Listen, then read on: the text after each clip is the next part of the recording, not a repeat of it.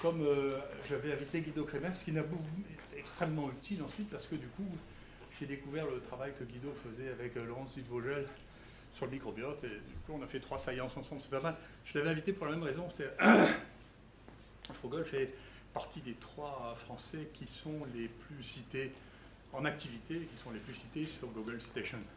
Alors, chacune des personnes qui est là a un savoir, une manière de faire qui est bonne à apprendre. Donc Guido Kremer avait la sienne, quand il a présenté, on comprenait comment on était arrivé là, et donc j'ai trouvé que c'était intéressant que Vogel, pareil, nous dise ce qu'il fait, comment il le fait, parce que c'est la meilleure leçon qu'on puisse vous donner, c'est de voir comment les gens qui réussissent à faire de la science à ce niveau-là, comment ils font ça, voilà, comment ils présentent ça, et que vous profitiez de ça. On va voir ce qu'il dit, j'en sais rien du tout, hein. Moi j'ai juste vu que sur les citations, il faisait partie des 30 premiers, donc c'est très bien.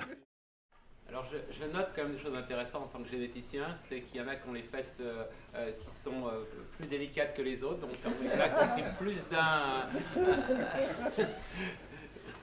et d'autres n'en prennent pas du tout, alors c'est extrêmement très variable. Donc je propose de faire une étude génétique sur le côté délicat du postérieur quand on s'assoit sur des choses comme ça. Alors je suis là pour, en fait pour 2 raisons, en dehors du plaisir de rencontrer. C'est parce que je veux savoir ce qui se passe dans un IHU qui fonctionne bien. On m'a tellement dit qu'ils fonctionnaient tous mal, que comme il y en a, j'en connais qui fonctionnent bien aussi à Paris, mais je voulais en voir un qui fonctionnait bien, comme on dit maintenant, en région.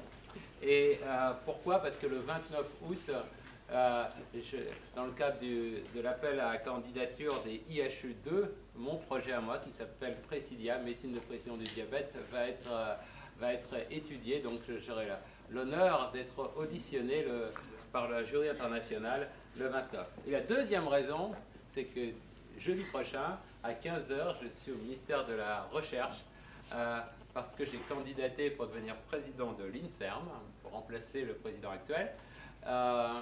Et donc, et j'ai encore discuté ce matin avec des syndicalistes de l'INSERM qui m'ont dit tout le mal qu'ils pensaient des IHU. Et donc, j'ai besoin d'avoir aussi, de l'avoir en stéréo et d'avoir des gens qui me disent au contraire comment ce genre de choses fonctionne. Donc voilà. Alors là, je me suis vraiment posé des questions parce que je connais rien en maladies infectieuses. Je travaille un petit peu sur le microbiote, mais enfin en gros ce que je sais faire c'est le séquencer, le microbiote, on fait ça extrêmement bien, mieux que les Chinois. Pourquoi je le sais? C'est parce qu'on nous a mis en concurrence avec le BGI, un projet européen, et ce qu'on a fait était mieux qu'eux. Bon voilà, mais je ne sais pas du tout l'interpréter, mais si vous voulez un jour qu'on vous fasse du séquençage là-dessus, si vous en avez besoin, mais je suis sûr que vous faites tout ça bien ici, ça je peux faire.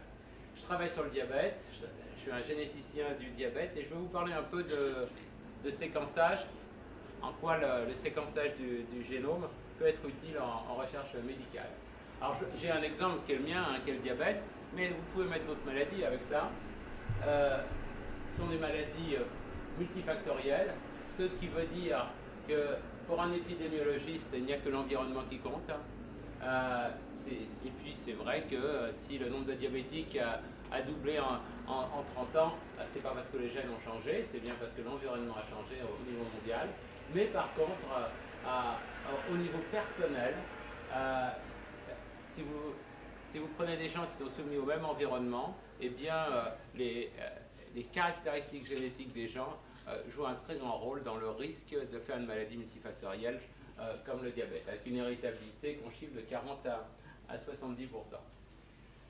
Dans le diabète, c'était la première maladie à le montrer, mais il y a la même chose dans le cancer du sein, la même chose du cancer du côlon, la même chose dans Alzheimer ou plein d'autres maladies.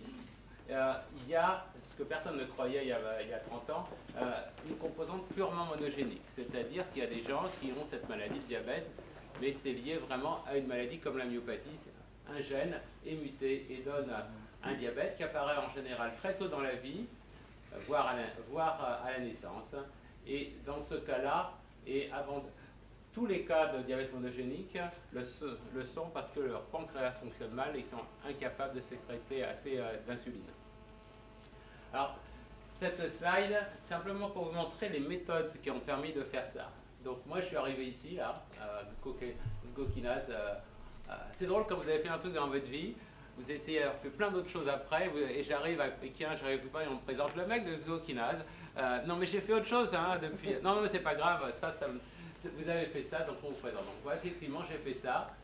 En fait pourquoi je l'ai fait, c'est parce que j'ai mis des affiches dans le métro parisien en demandant à des diabétiques et de la famille, ça s'appelait 200 familles pour vaincre le diabète, de me prévenir.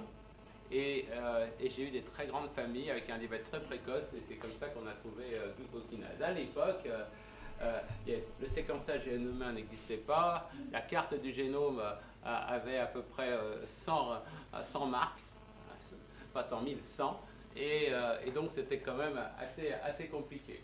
Une autre façon de faire, c'est de faire des formes tout à fait extrêmes, et notamment dans ce cas-là, on a des personnes qui sont atteintes ce qu'on appelle de novo. C'est les premiers de la famille, ça arrive à la naissance ou très tôt, c'est tout à fait extrême.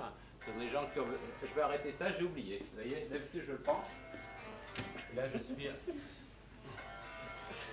complètement...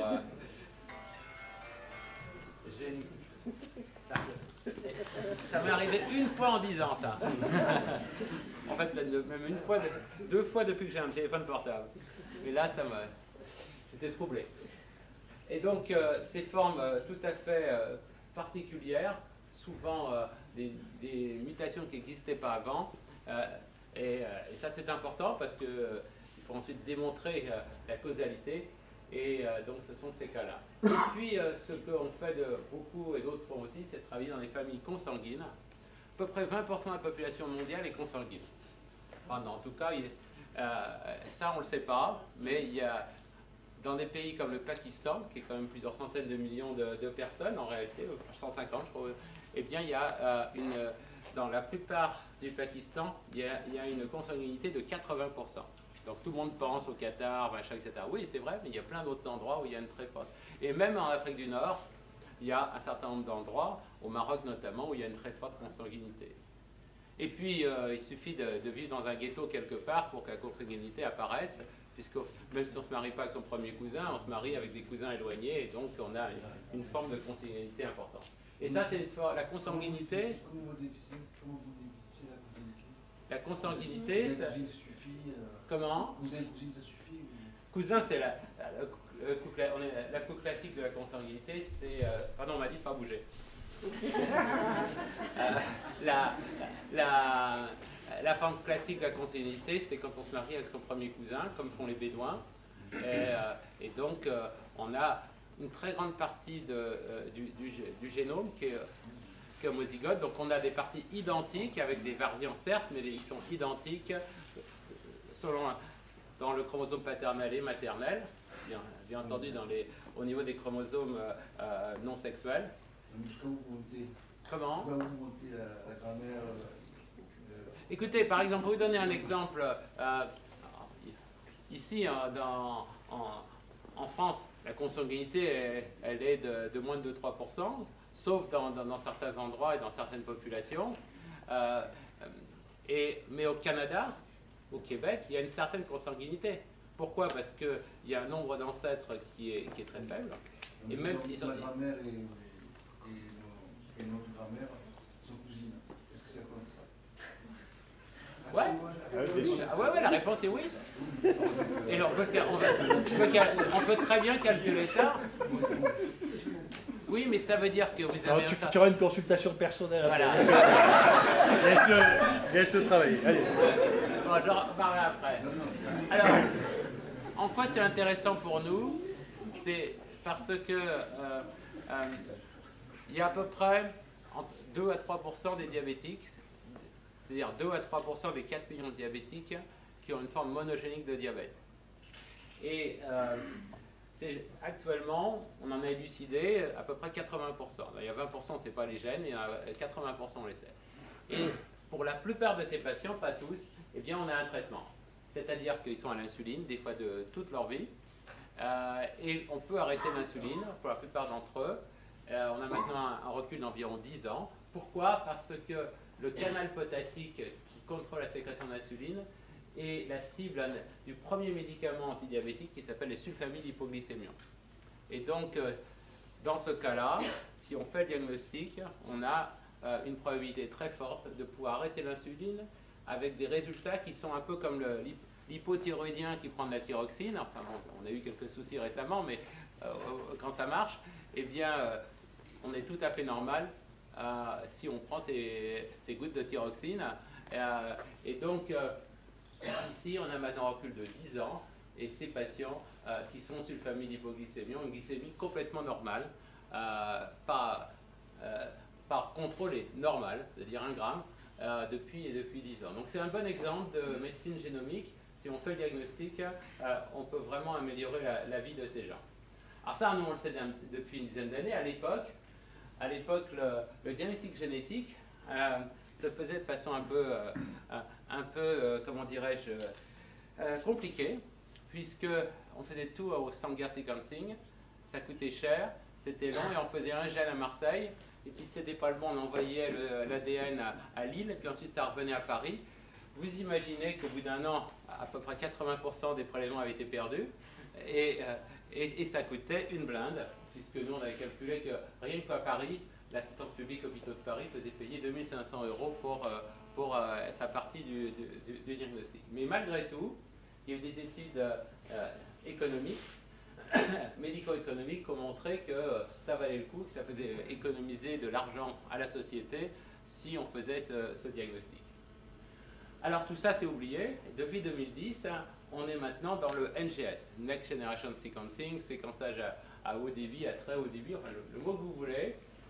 Et on essaie de le faire. Vous savez qu'il y a un plan France génomique 2025 qui a été lancé, qui est dirigé par un expert de la génétique mondiale qui s'appelle Yves Lévy, et qui propose d'apporter aux hôpitaux ignorants la panacée pour que ça marche en 2025. La réalité, c'est que c'est quand même assez compliqué. Ce cartoon montre quand même qu'il ne suffit pas d'avoir des séquenceurs que Illumina essaie de vendre un peu partout, dans tous les hôpitaux. Il y a tout un tas de problèmes informatiques et de données à gérer. Non, il y a 3 sortes de NGS. Il y a le séquençage ciblé, l'exome, et puis le séquençage total du génome. Alors, classiquement, ce qui se fait le plus en France partout, que ce soit dans le cancer, que ce soit même encore dans le diabète ou ailleurs, c'est des séquençages qui est ciblé, donc c'est exactement ça. Les rares mutations, un nombre limité de gènes, 5, 10, 15, 20, 50 au maximum. Alors, la question c'est que il y a tout un tas de petites sociétés, notamment des sociétés belges qui marchent très bien en France, qui ont lancé des kits pour faire ça, qui les vendent aux hôpitaux. Les hôpitaux ont un MySeq, qui était une petite machine pour faire ça, ou une autre, un Ion Torrent, etc. Et ça paraît très très simple, c'est totalement non validé, et quand on va dans les congrès, on s'aperçoit que les résultats qu'ils ont, il y a beaucoup de faux, notamment beaucoup de faux positifs. Donc quelques faux négatifs, mais surtout beaucoup de faux positifs. Quand en 2010, je suis venu dans la bonne ville de Marseille, au congrès de génétique humaine français, j'ai présenté nos premiers résultats de NGS avec ça, et j'ai eu un moment où je me suis dit, en fait, je vais me faire scalper. Et vous voyez, c'est comme dans Lucky Luke quand on se retrouve avec le goudron et les plumes. Et pourquoi? Parce que les généticiens classiques médicaux français, qui étaient toujours au Sanger, sortaient oui, nous on fait le golden standard, on va faire tout, et vous avec votre NGS ça ne marchera jamais, c'est pas assez bon pour nous. Alors il s'est passé 2 choses. Nous on a mis au point des méthodes qui étaient aussi bonnes que le Sanger, et eux ils se sont mis à acheter chez les Belges ou ailleurs des trucs qui étaient dégueulasses. Mais comme quoi il ne faut jamais prendre les gens complètement croire à tout ce qu'ils disent, parce qu'eux ils n'y croient pas non plus. Et donc on a ça c'est une méthode qu'on a lancée, qui est une sorte de NGS sur du Super Sanger, et vous voyez ça coûte 300 € par sample, et on a tous ces gènes qu'on est capable de faire avec une extrêmement bonne qualité. Il y a quand même il y a quand même un certain nombre de problèmes avec ça. Le premier, c'est que vous cherchez vos clés sous un réverbère. Si vos clés ne sont pas près du réverbère, vous ne le voyez pas. La deuxième, c'est que certes, vous pouvez dire que ça coûte 200 ou 300 euros, c'est-à-dire que c'est très bien. Sauf que si dans un laboratoire de génétique, vous avez 50 tests différents, pour 50 maladies différentes, eh bien, pour que ça coûte vraiment 300, il faut que votre flow cell soit pleine, et donc vous fassiez 50 fois 150 sujets, 20 sujets, 30 sujets, selon la méthode. Et en réalité, ce n'est pas ça qui se passe. Il se passe que soit vous attendez un an, et vous le faites tous les ans, et donc il y a une liste d'attente, soit vous n'attendez pas parce que les médecins cliniciens vous tannent, et à ce moment-là, ça vous coûte énormément parce que vos tests ne sont pas faits. Et vous imaginez que pour chaque test, il faut un technicien, et c'est assez compliqué. La deuxième chose, c'est que ça ne voit que des mutations ponctuelles.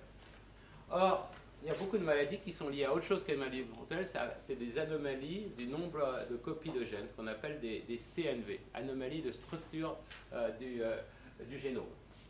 Alors, il y a un exemple que je connais bien, qui est l'obésité. Comme je vous l'ai dit, l'obésité, comme le diabète, il y a des formes monogéniques, c'est même à peu près 5% des obésités, il y a tout un tas de gènes. Toutes ces mutations dans ces gènes-là donnent très faim, et ces personnes, souvent ces enfants ou adolescents qui sont obèses et qui ont ces mutations, ont ce qu'on appelle une hyperphagie, c'est-à-dire qu'ils ne sont jamais rassasiés. Mais si je vous montre ça, c'est qu'il y a aussi autre chose que des mutations, il y a des délétions et des anomalies comme celle-là. Alors ça, c'est sur le chromosome 16. Il y a une personne sur 2000 qui a une délétion d'un demi-mégabase en 500 000 nucléotides ici, et puis à peu près le même nombre qui ont exactement l'inverse, c'est-à-dire une duplication. Et ce qui est extraordinaire, c'est qu'on a pu montrer il y a quelques années que cette délétion entraînait une obésité quasi certaine. En fait, on n'a même pas un odds ratio à 43, on a un odds ratio à peu près infini, puisque presque tout le monde à l'âge adulte est obèse quand on a cette délétion. Alors que la duplication, si on a trop d'ADN dans cette région, on a un risque important d'être trop maigre. Mais au-delà de ça, il y a autre chose de ça, c'est que cette délétion associée à l'obésité est aussi associée à de l'autisme. Et donc c'est un des hotspots pour le développement d'autisme. Et ça, c'est un des hotspots pour le développement de la schizophrénie. Donc, d'une part, la leçon pour nous est que l'obésité est souvent associée à des troubles mentaux. Alors donc, c'est une vieille question qui traîne. Quand vous allez dans les institutions, donc des enfants institutionnalisés parce qu'ils ont un déficit de développement mental, eh bien, ils sont souvent très gros. Donc on dit c'est normal, ils sont dans l'institution, personne ne s'en occupe. En fait, c'est probablement pas ça. En tout cas, pour une partie d'entre eux, c'est simplement parce que les anomalies génétiques ou autres qui les rendent obèses, en même temps, ont modifié le fonctionnement du cerveau, et donc ils ont les deux anomalies à la fois. Mais ce qu'il faut retenir, c'est qu'il y a des CNV qui sont associés à l'obésité, et bien entendu, ça c'est connu, à l'autisme, au retard mental, et à beaucoup de ce genre de maladies. Donc ça, on ne le voit pas avec ces études ciblées. Donc, des gens comme nous se sont dit, pour toutes ces raisons, on va développer l'exome. Alors, on est les premiers en France à avoir développé l'exome dès 2009. On avait une des premières machines pour faire ça. On l'a fait bien entendu dans le diabète et publié dans le diabète. Et il y a aujourd'hui quasiment qu'un seul fabricant de machines qui s'appelle Illumina. Les autres ont des machines qui n'ont pas vraiment évolué depuis une dizaine d'années. Mais par contre, il y a quand même plusieurs sociétés, dont Illumina, qui développent des kits d'exome. Alors, là encore, il y a des représentants qui sont très sympas, qui invitent les généticiens et tout le monde dans un bon dîner, vous connaissez tout ça. Maintenant, y a-t-il une différence? Eh bien, la réponse est oui. Il y a une différence. Par exemple, celle-là, Midwest, est la meilleure avec 99% de bons résultats. C'est-à-dire que vous n'avez que 0,8% de votre cible, qui sont tous les exomes, qui ne sont pas correctement séquencés en utilisant ça. Et vous voyez, c'est pas beaucoup, la différence est faible, mais il y a quand même une petite différence d'1 ou 2% avec les autres. Là où ça devient plus important, c'est si vous avez besoin d'une couverture plus forte. Alors pourquoi auriez-vous besoin d'une couverture? Bien parce que si vous cherchez un mosaïcisme, ce qui est le cas dans une tumeur par exemple, eh bien dans ce cas-là, vous avez besoin d'augmenter très largement votre couverture et on s'aperçoit, on peut le faire à 100, c'est exactement pareil, ça continue comme ça, il y a des grosses différences ensuite si on veut avoir une très très grosse couverture entre ces kits. Travail que personne n'a jamais fait à part nous, je ne sais pas pourquoi, mais enfin en tout cas il y a des différences.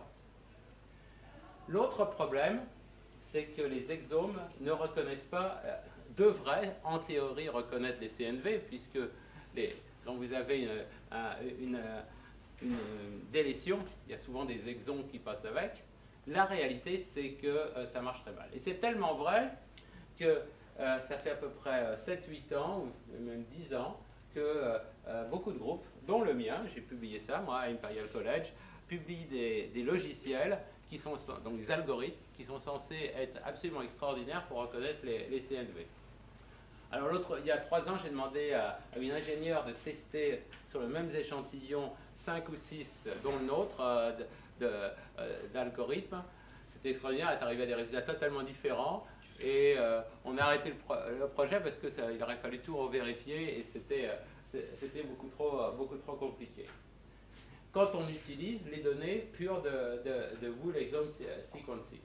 Alors vous allez me dire, mais attendez, on n'a qu'à faire du séquençage du génome entier, vous avez plus de problèmes. Et là, je suis d'accord avec vous à 100%, même à 110, il n'y a qu'un seul problème, hein, c'est que c'est pas si simple que ça de faire du Whole Genome Sequencing. Donc, je vous ai expliqué la difficulté qu'il y avait pour les CNV dans le Whole Exome. Le Whole Genome, on a beau raconter tout ce qu'on veut, ça coûte chez nous, avec notre nouvelle machine, ça coûte quand même le Novasec à peu près 1000 €, si on veut avoir un truc de qualité à peu près correcte. Et l'analyse est compliquée, pas tellement compliquée en théorie, mais en pratique, parce qu'il faut du stockage, parce que c'est pas si simple que ça. C'est d'autant plus compliqué qu'après, il y a un médecin, quelqu'un qui doit regarder et dire et faire une conclusion clinique là-dessus. Et vous imaginez probablement la difficulté. Alors, Amélie Bonnefond, qui est chargée de recherche à l'INSERM chez nous, a imaginé ça.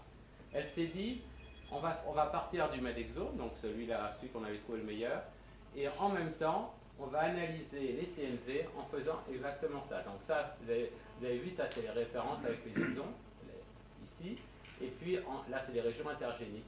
Eh bien, ce qu'elle a fait, c'est qu'elle a rajouté des sondes à séquencer tous les 10 kb dans les régions où il y avait des CNV connus, qui étaient dans les bases, et 25 kb ailleurs.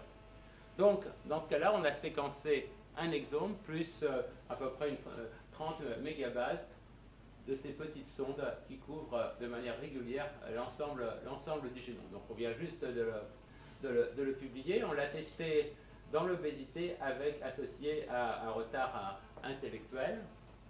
Et donc, on l'a fait d'abord chez des patients qui avaient déjà été testés par micro-horaires. Alors, si par malheur, dans votre famille, il y a un gosse qui naît avec une anomalie génétique, eh bien, si vous connaissez ça, je pense que vous êtes d'accord avec moi, commence un parcours de combattant. D'abord, il faut que cette maladie génétique soit reconnue par un médecin qui s'y intéresse. Ensuite, il faut l'envoyer voir un généticien. Puis ensuite, on commence à faire des choses. Alors, croyez-moi ou pas, mais aujourd'hui, dans le privé, les laboratoires d'analyse privés, les très gros comme Cerba, font encore, quand j'ai visité leur centre à côté de Paris, il y avait 30 personnes qui faisaient des karyotypes.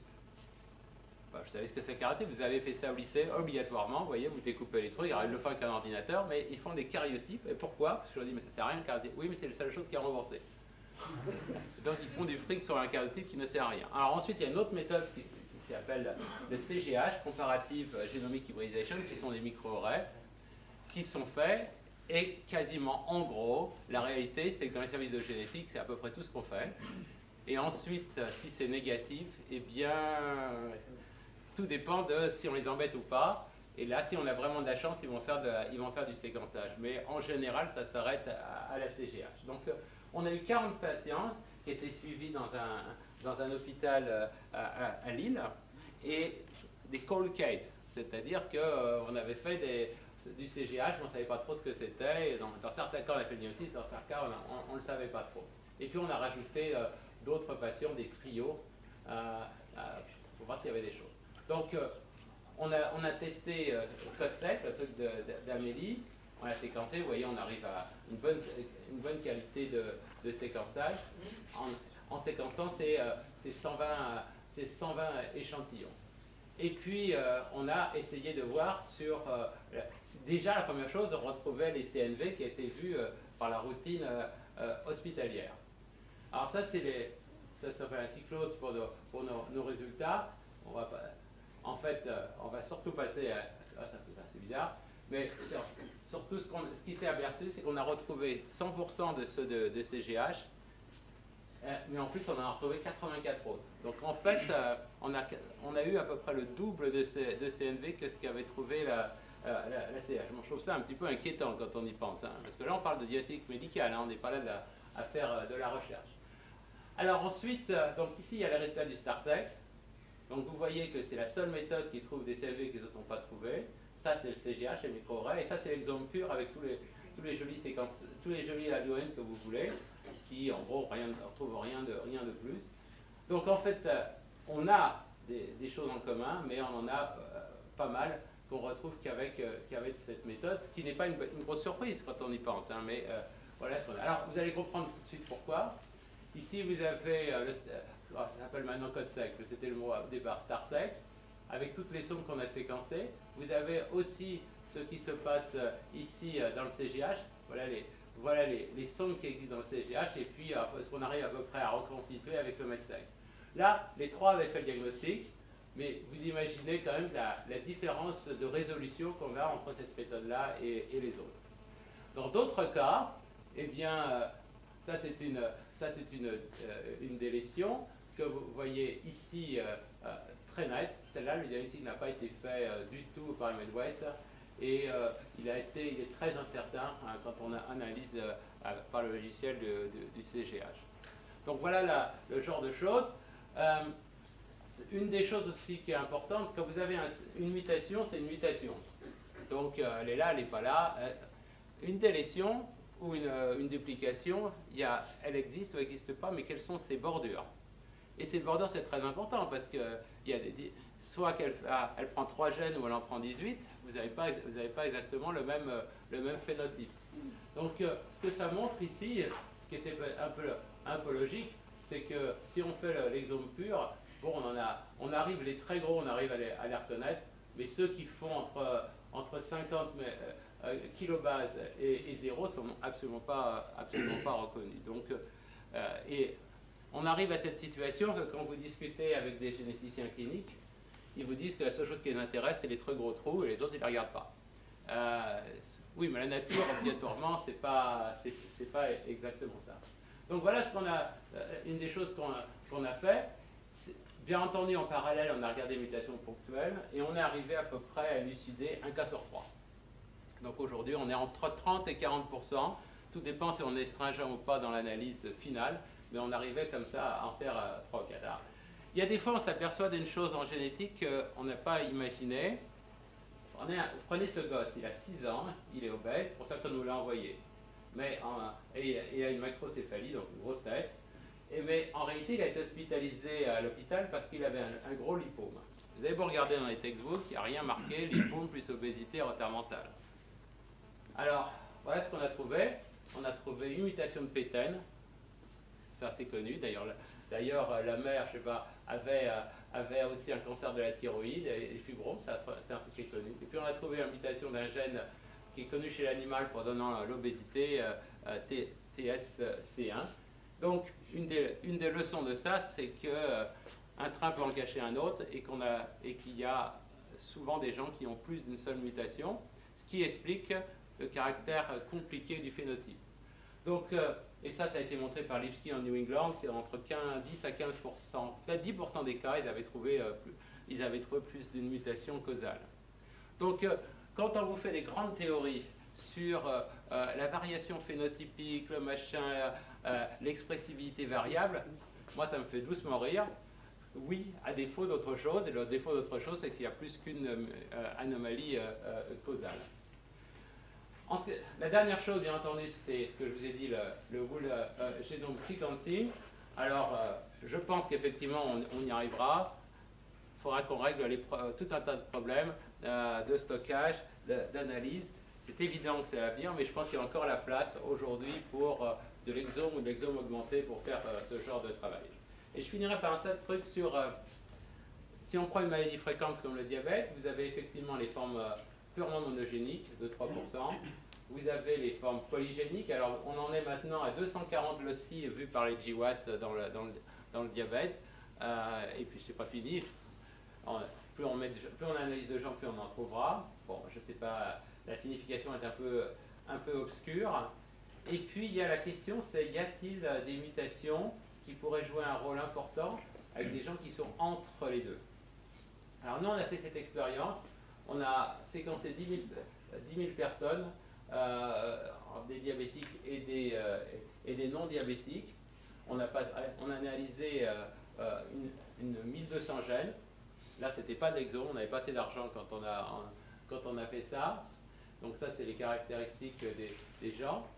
Et donc, on a analysé que les gènes monogéniques du diabète. La question, c'était, chez des diabétiques tout venant, qui venaient d'hôpitaux français, qui étaient des adultes.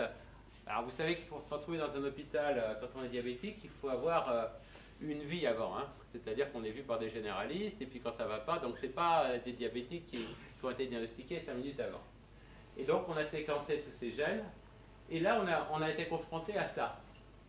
Alors, je vous le dis parce qu'il faut que vous sachiez qu'il n'y a rien de miraculeux, qu'il peut y avoir tous les logiciels que vous voulez. Il y a une boîte qui s'appelle Sophia Genetics qui travaille avec nous, une boîte française qui est à Lausanne, qui travaille là-dessus. Mais à la fin des fins, ça se termine toujours par ça, par un score. Et c'est l'American Society of Medical Genetics qui a développé un score. Et donc, quand vous voulez faire ça, vous avez une mutation, vous êtes obligé d'analyser tout ça, mettre un score et à la fin de dire est-ce qu'il y a une perte de fonction potentiellement causative ou pas. Et ça prend 1 heure, en gros. Et on le fait faire, nous, par 2 personnes, parce que dans 20% des cas, ils ne sont pas d'accord. Donc, voilà un petit peu la situation. Alors, très très vite, qu'est-ce qu'on trouve? Je vous donne ça pour différents... Pour les gènes qu'on a étudiés de MODY, sur un gène de diabète monogénique, eh bien, on a à peu près, dans 7% des patients, qui sont pourtant un diabète le plus classique du monde, on trouve des mutations monogéniques, perte de fonction. On en trouve aussi chez les non-diabétiques, mais ça, c'est normal. On en trouve toujours. Et on pourra discuter si ça vous intéresse. Donc voilà, ça, c'est ce qu'on a détaillé par le détail. Mais la chose intéressante quand même, si on prend le glucokinase, le gène que j'avais trouvé en 92, eh bien, il y en a pas mal. Mais si vous regardez leur âge, eux, ils commencent à 50 ans et eux à 39 ans. Donc, ne serait-ce que de demander à quel âge on a fait le diagnostic, devrait orienter pour faire ça. Et quant au poids, la différence n'est pas énorme et pas significative, mais personne n'est obèse.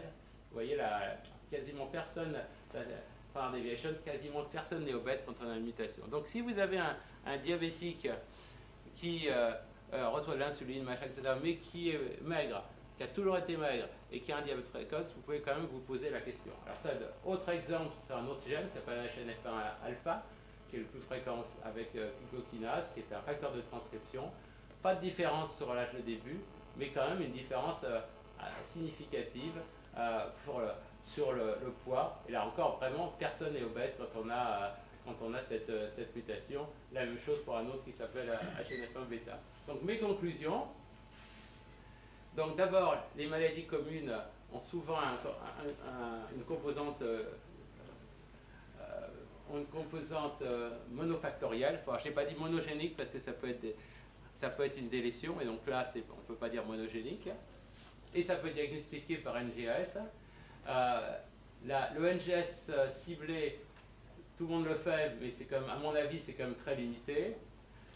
Des gens comme nous ont essayé d'améliorer, d'augmenter le séquençage de l'exome pour faire à la fois des CNV et des mutations, et ça a l'air de marcher très très bien. Vous voyez, on arrive.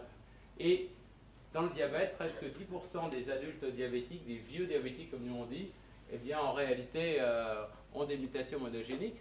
Ce qu'on ne sait pas encore, c'est est-ce qu'on pourra arrêter l'insuline et autres et les traiter par des sulfamides? Est-ce que c'est trop tard ou pas? Ça va être ce qu'on va essayer de faire à l'avenir. Voilà.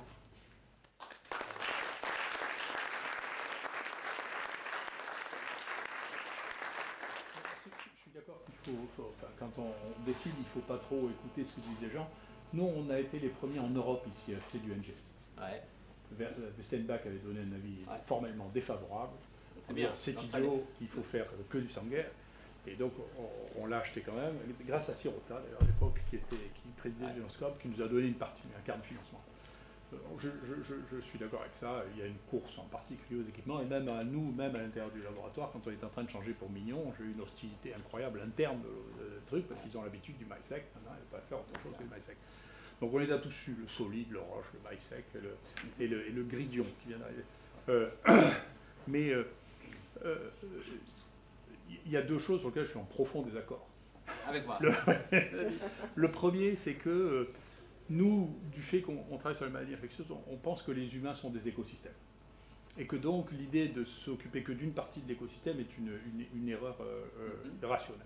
C'est-à-dire qu'il y a une partie de l'écosystème qui est les cellules humaines et qui évoluent avec le temps, parce qu'elles sont fertilisées par des gènes au fur et à mesure. Ça, c'est une chose. Et que donc, il est, effectivement, c'est un grand nombre d'études sur le microbiote, l'environnement lui-même change et entraîne des modifications de devenir qui ne sont pas que liées aux cellules humaines. La deuxième chose, c'est que moi, je ne fais pas de génétique, et donc les seuls trucs qu'on ait fait, c'est avec Jean-Laurent Casanova, et il trouve un peu le même genre de truc, c'est SNPs. La seule chose que j'ai faite, c'est, et qui m'amène à une conclusion qui est différente de la tienne, c'est qu'il faut faire à la fois l'exome et il faut faire à la fois le génome complet, parce que si j'avais à parier quelque chose en génétique, et si je devais faire de la génétique, ce que je regarderais, c'est les isoformes. Parce que les isoformes, c'est un bordel de tous les diables. Nous, on regarde ça pour Apobec parce que ça nous intéresse pour des gens qui ont éliminé HIV. Enfin, 3 personnes ont éliminé spontanément HIV, qui ont détruit. On sait le gène qui fait ça. Et quand on regarde les isoformes, leur profil d'isoforme n'est pas le même que ceux qui ne les éliminent pas. Et que donc, si on ne fait pas de l'exome, si on ne regarde pas les isoformes... Il ne faut faire du génome entier, dire. Hein? Il faut faire du génome entier. Les deux. Le génome entier ne prédise pas les isoformes. Les isoformes, c'est dans l'exome, tu as les exomes qui vont te prendre 2, 3, 4 ou 5 morceaux du gène virtuel. D'accord? Et nous, c'est ce qu'on voit, c'est-à-dire que le profil, il y a 5 ou 6 isoformes quand on fait Apobec G3, et que le profil des isoformes n'est pas le même. Et comme il se trouve que dans le gène complet, il y a une cible qui est inhibée par le virus du sida, il y en a qui n'ont pas cette cible dans les isoformes, et qui joue probablement un rôle dans le fait de la résistance. Donc je ne crois pas qu'on puisse se passer, mais je pense que les gens qui ont regardé les exomes ont regardé comme si c'était des génomes. Et je pense qu'il ne faut pas les regarder comme si c'était des génomes, il faut les regarder comme des exomes, c'est-à-dire en fonction d'abord de leur profondeur, qui n'arrive pas par hasard, quand on voit et regarder s'il n'y a pas de partie absente du gène virtuel, parce que le nombre d'isoformes et la qualité des isoformes va probablement ouvrir un champ complet qui sera à la fois lié à la génomique et à l'environnement. C'est-à-dire que l'environnement joue probablement un rôle sur l'expression des isoformes. Donc je crois qu'il faut pas choisir entre eux, il ne faut pas abandonner l'exome. Je suis sûr de ça. Non, mais je sais bien. Simplement, nous, j'ai essayé de faire un truc sur le diagnostic génétique. Comment on peut améliorer les génétiques en France? Ah oui, mais il faut découvrir les autres, parce que 30% c'est peanuts. Ouais, je sais. Nous, en maladie infectieuse, si on dit 30% de sensibilité, on nous en va chier. Hein. Je sais. Mais là, on a le problème de ce genre de maladie et des phénotypes très compliqués, qu'on mélange des gens qui ont des choses très différentes, et puis qu'il y a quand même un rôle de l'environnement important, et donc c'est pas obligatoirement une maladie génétique. Oui, puis l'autre truc, je pense, qui manque... Souffrance fétale, différentes choses comme ça qui peuvent arriver. L'autre truc, ce qui manque beaucoup, en tout cas, je disais ça il y a 25 ans, il n'y a pas beaucoup de choses sur lesquelles je disais quelque chose de précis il y a 25 ans, avec lesquelles je suis encore d'accord. Mais je suis encore d'accord avec ça, c'est que on a un retard colossal, on a une discordance absolument monstrueuse entre la sémiologie phénotypique et la génomique. C'est-à-dire que globalement, ce qui est décrit, ça s'entend, et qu'on n'utilise pas les outils actuellement qu'il y a dans n'importe quel aéroport de reconnaissance visuelle pour essayer de reconnaître des traits phénotypiques qui soient associés à la génétique, c'est vraiment stupide. Et ça, c'est vraiment une question. C'est-à-dire que les médecins ont un retard sur les flics, là, qui est absolument spectaculaire. Ça s'est amélioré en ce moment avec la dermato, je sais pas si vous avez vu Oui, ça. oui, tout à fait. Et sur la face, déjà, sur la face, sur le phénotype, le morphotype, en général, moi je suis choqué qu'il n'y ait pas un lien qui se fasse avec des énormes projets. Là, les Européens qui adorent financer des projets multicentriques où personne ne réfléchit, ça c'est parfait. Ça c'est exactement ce qu'ils sont capables de faire, tu vois, de lier du phénotype aux 10 000 génotypes, si tu veux, c'est un truc d'imbécile, c'est fait pour l'Europe, ça, tu vois.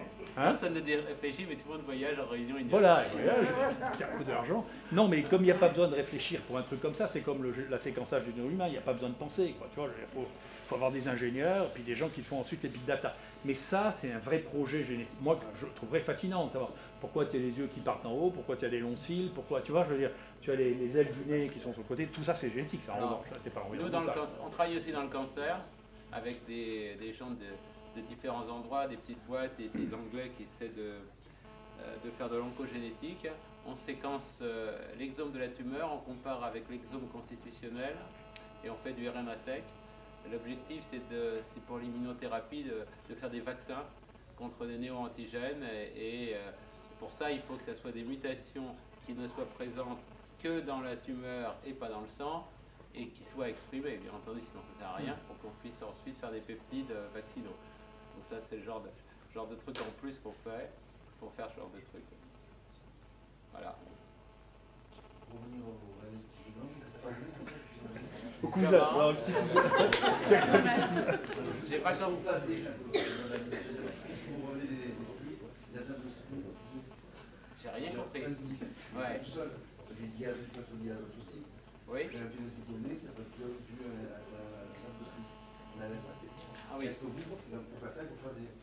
Oui, oui, je comprends. Est-ce que vous phasez dans un... Alors, pour faire phaser, si on a des familles, on le fait. Sinon, c'est plus compliqué. Ça peut être que probabiliste. Hein. Voilà, probabiliste. C'est ce que tout le monde fait d'ailleurs, hein, quand on fait Mais alors, moi, il y a une chose qui m'a frappé pour un truc à laquelle je croyais beaucoup et à laquelle je ne crois plus maintenant. Mais hélas, beaucoup des reviewers en génétique y croient toujours. C'est ce qui est un peu embêtant. C'est le déséquilibre de liaison.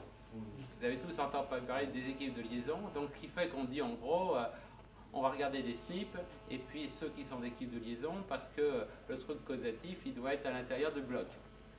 Alors ça, c'est génial. Sauf qu'il y a eu aussi tout un progrès de l'ADN non codant qui montre que l'ADN en 3D avec des loupes et qu'aujourd'hui les super enhancers, ils se lient non seulement pas du tout avec ce qui est à côté en équipe de liaison, mais avec des séquences d'ADN qui peuvent être suivies sur d'autres chromosomes. Vous imaginez hein, Donc en réalité, on a d'un côté un truc old-fashioned de l'équipe de liaison qui est intéressant uniquement pour la face, mais pour le reste, d'un point de vue purement fonctionnel, c'est de la connerie. Puisqu'un SNP, il peut être en déclinaison avec rien du tout et s'associer à quelque chose, si tu veux, beaucoup plus important à côté. Donc si on prend HLA, par exemple, c'est un ensemble de SNP qui donne un phénotype donné. Oui. C'est pas du rêve. Non, moi je sais bien, HLA est un bon exemple de ça, mais tout n'est pas HLA, il y a ce qu'on appelle les TOD, et en fait, je prends du gène donné, HLA. J'ai compris.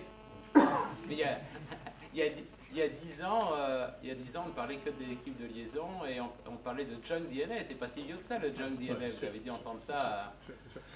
Et est-ce que il y a des maladies génétiques actuellement qui sont liées à un mosaïcisme de l'exome? C'est connu ça? Ah oui, des mosaïcismes. De l'exome, je parle. Mosaïcisme. Moi, ce que je sais, c'est qu'il y a des gens qui sont des mosaïques. Ça, c'est connu depuis oui, non, mais de l'exome. C'est-à-dire que nous, on a dans le slippage. Ouais. Oui. C'est-à-dire, s'il y a du slippage, par exemple sur les polyas, on peut très bien avoir un exome avec 8 formes et 2 pour lesquelles il y a eu un slippage, c'est-à-dire il a rajouté ou il a enlevé un. Est-ce que ça a été associé à des maladies génétiques? Je crois que oui, mais il faudrait que je vérifie. Je crois me souvenir que oui, mais... C'est sur les A et les T qu'elle se gourre, la polymérase. Je crois qu'il y a des trucs, quand il y a trop de A, après ça bloque et ça devient... C'est inactif. Oui, c'est ça, c'est-à-dire que ça risque de foutre un stop-codon au milieu. Je crois avoir vu ça, oui, effectivement. L'X-fragile. Ouais, l'X-fragile, c'est ça, j'avais vu ça, c'est dans l'X-fragile, j'ai vu ça. C'est dans quoi? X fragile. Dans X fragile, il y a ça, ouais. C'est Ah oui, ça. fragile, ah ouais. Fragile X, ouais. Voilà. Est-ce que dans tes populations, tu as des signatures épigénétiques qui sont différentielles? Oui, alors ça, on travaille dessus, avec la difficulté que l'épigénétique, nous, on fait du méthylome dans des populations, c'est à peu près la seule chose qu'on est capable de faire aujourd'hui au niveau de cohorte. Et là encore, on a le problème de quel tissu on utilise, qui est en général du sang. Sinon, il y a des gens qui travaillent aussi relativement dans des cohortes avec des micro-RNA. Maintenant, sur les long coding RNA et les différents types de long coding RNA, c'est encore de la recherche pas véritablement épidémiologique. Donc, il y a des choses, on a tous vu des papiers là-dessus. Maintenant, quelle est l'importance réelle de ça dans la pathologie humaine? J'en sais rien. Franchement, je ne sais pas. Mais dans le diabète, par exemple, nous, on a montré avec des Anglais que on pouvait prédire le diabète avec des marques de méthylation, et particulièrement chez les Indiens qui vivent dans l'ouest de Londres, qui en ont beaucoup plus que les anglo-saxons de l'ouest de Londres. Et comme par hasard, la prévalence du diabète chez les Indiens de l'ouest de Londres est le double de celle des anglo-saxons. Donc on a un peu l'impression que ce genre de marque qui aurait pu se faire pendant la vie fétale joue un rôle important. Si je peux accuser, l'utilisation du génome complet, le diagnostic, c'est pour quand? Ça sera quand... mais ça peut se faire demain matin, c'est très facile à faire. Mais est-ce que les... Moi, je reviens sur mon petite histoire. Agilent, qui vend du CGH, vend des micro-arrays à 30 000, à 66 000 et je crois à 400 000 sondes. Eh bien, mes collègues généticiens médicaux, ils achètent du 33 000 ou du 66 000 parce qu'ils ne veulent surtout pas avoir des petits CNV, ils n'ont aucune idée comment ils les analyseront. Donc la limite aujourd'hui, ça va être l'histoire de l'intelligence artificielle. Ça dépasse totalement le cerveau humain. Ce traitement de big data. Voilà. Et si on a des machines qui sont capables de faire ça, sur un génome humain de manière sans que ça donne mal à la tête, etc., oui, on le fera et à la fin, le généticien, il validera. Tu as regardé, c'est un truc qu'on voit émerger là. Est-ce que tu as regardé s'il y a des spécificités métaboliques qui sont liées à l'origine néandertalienne ou dénisovare? Il y a des papiers qui disent 2-3 trucs là-dessus, mais j'ai jamais été vraiment convaincu sur vraiment ça. Il y a d'autres choses qui sont au niveau historique qui datent d'il y a 10 000 ans, avec le changement de l'agriculture, des pêcheurs-cueilleurs, et ça, mais vraiment néandertal. Je me souviens d'un article où il parlait de certains gènes, dans la discussion il y a des trucs, mais c'était pas très... Le candidat néandertalien, c'est la maladie de Whipple, si tu veux. Honnêtement, c'est un truc qu'on voit que chez les caucasiens, si tu veux. On ne voit pas du tout ça en Afrique subsaharienne, donc si génétiquement il y a quelque chose à voir, c'est le néandertal. Ouais, enfin, on n'en trouve plus beaucoup, mais bon... Non, mais on arrive à voir si c'est les gènes spécifiquement hérités de Néandertal. Non, je ne vais pas t'expliquer la génétique. Mais... Je sais bien. Mais méfions-nous quand même, hein, parce que en tant que généticien, je suis censé lire un peu ces papiers-là. Et ces papiers de l'archéogénétique sont souvent faits avec de l'ADN de mauvaise qualité et très peu d'échantillons, et se contredisent beaucoup les uns les autres. Hein. Et donc il faut se méfier. Bon, le truc habituel, c'est l'origine de l'humanité. Quand est-ce qu'on est parti en... ça c'est des conneries. Ça, des conneries. À chaque fois qu'ils trouvent un os, ils changent la théorie. Non mais ça, je sais bien. Oui, je sais bien. Mais les généticiens aussi sont...